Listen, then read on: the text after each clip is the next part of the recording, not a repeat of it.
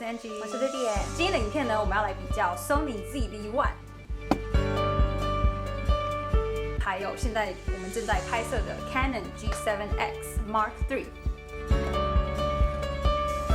这两台相机呢，都是现在讨论度很高的 vlogging 相机，因为它们两个的体积都很小，出门带很方便，拍摄的功能也非常的强。然后姐姐是买这台 Sony ZV-1，然后我是买Canon G7X Mark III。那我们各买都已经大概使用有4-5个月左右了，所以我们有一些使用心得，然后就想说可以来 compare 一下。那但是我们要强调一下，我们两个都不是特别懂相机的人，就我们只是纯粹使用感受上来分享，看哪一个方面我们比较喜欢。然后我们今天会从不同层面来比较一下两台相机的不同，看哪一台比较适合你入手。如果你有兴趣的话，就看下去吧。首先，我们先从价钱和外观上来比较这两台相机。台湾 Sony 官网上 ZV-1 的售价是台币19980元 ，Canon G7X Mark III 是台币19990元。基本上两台相机的价钱都差不多 ，Sony ZV-1 只贵了一点点。Sony ZV-1 的重量是294克 ，Canon G7X Mark III 是304克。Sony 只轻了一点点，拿在手上感觉起来几乎是没有差别。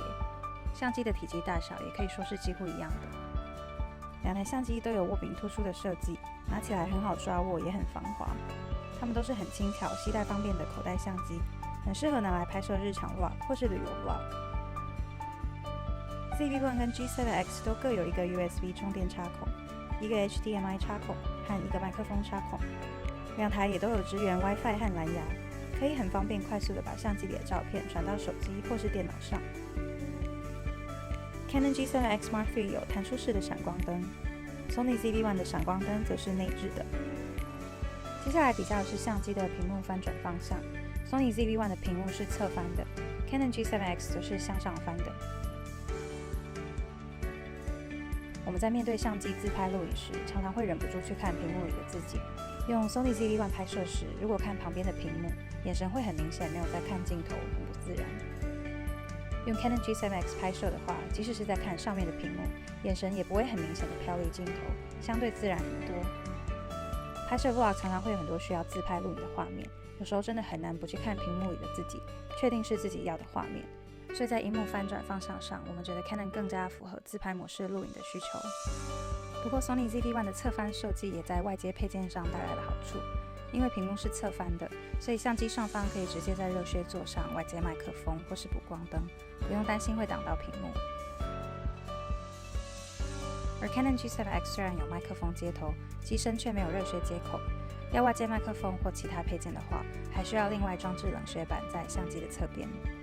我用的底座是这个牌子 UU Ring， 它是一个 L 型的底座板，装置在相机底部，外接的配件就可以放置在侧边，不会挡到屏幕。使用了几个月后，觉得它非常好用，电池盖不会被挡到。如果录影到一半没电，也不用拆下脚架或自拍杆，就可以直接更换电池，非常的方便。我会把这个冷靴底座的购买资讯和链接放在影片的资讯栏，有需要的人可以去参考。接下来比较的是相机萤幕界面的操控使用简易度。Sony ZV-1 的选单设置是没有萤幕触控的，只可以触屏对焦和快门。如果要切换摄影模式等其他设置，还需要透过按键按进选单里再做调整。Canon G7X 的整体操作使用感比 Sony ZV-1 容易许多。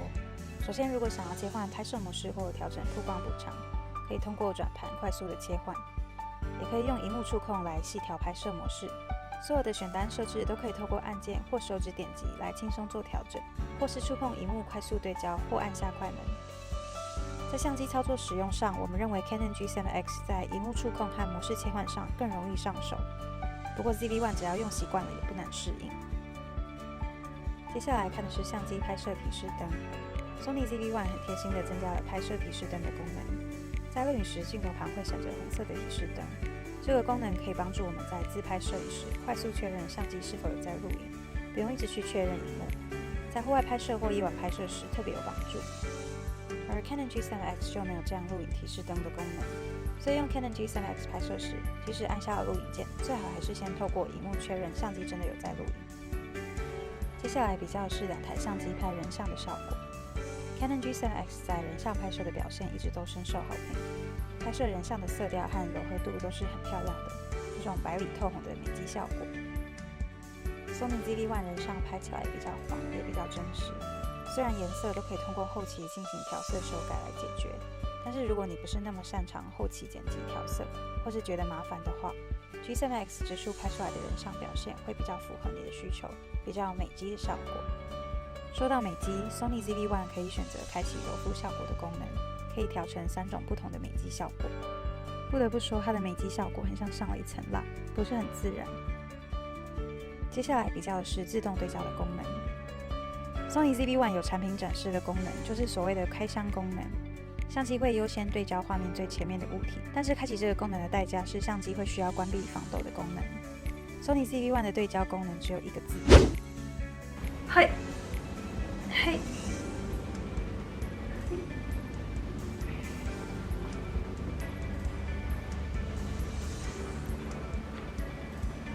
Hello， 哦，可以了。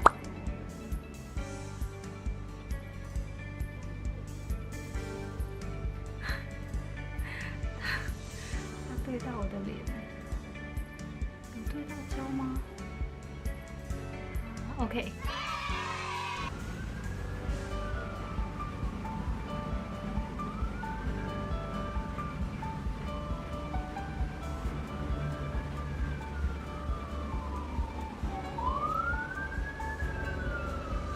相对下来 ，Canon 的对焦速度就非常的慢，拍摄时也会常常出现突然失焦的问题。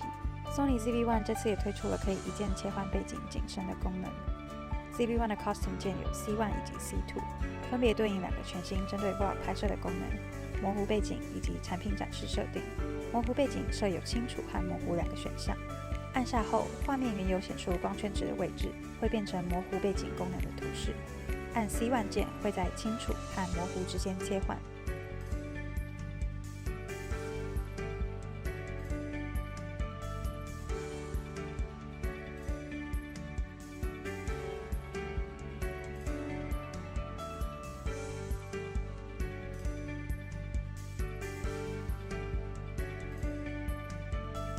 按下末键后，就可以退出模糊背景的功能，取回设定光圈的控制权。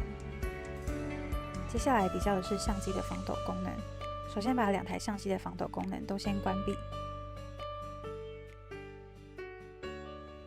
再来开启标准防抖画面，再做一次测试。可以看出 Sony ZV-1 的晃动感比较明显 ，G7X 防抖的功能明显优秀很多。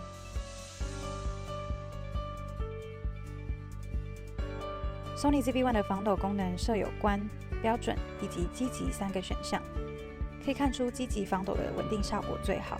但是如果开启积极防抖功能后，画面会自动截裁很多，脸会变得比较大，画面容纳的范围也会变小。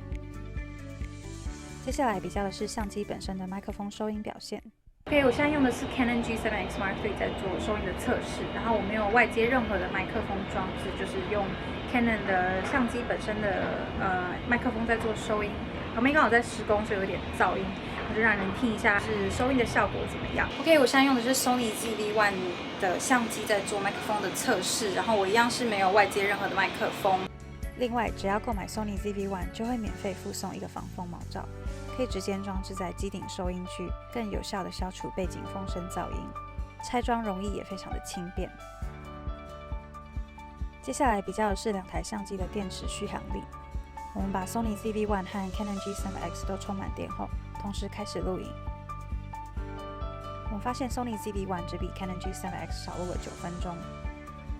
另外，用 Sony ZV-1 录影的时候，可以一直录到相机没电。Canon G7X 则是在拍摄30分钟后就会自动停止录影。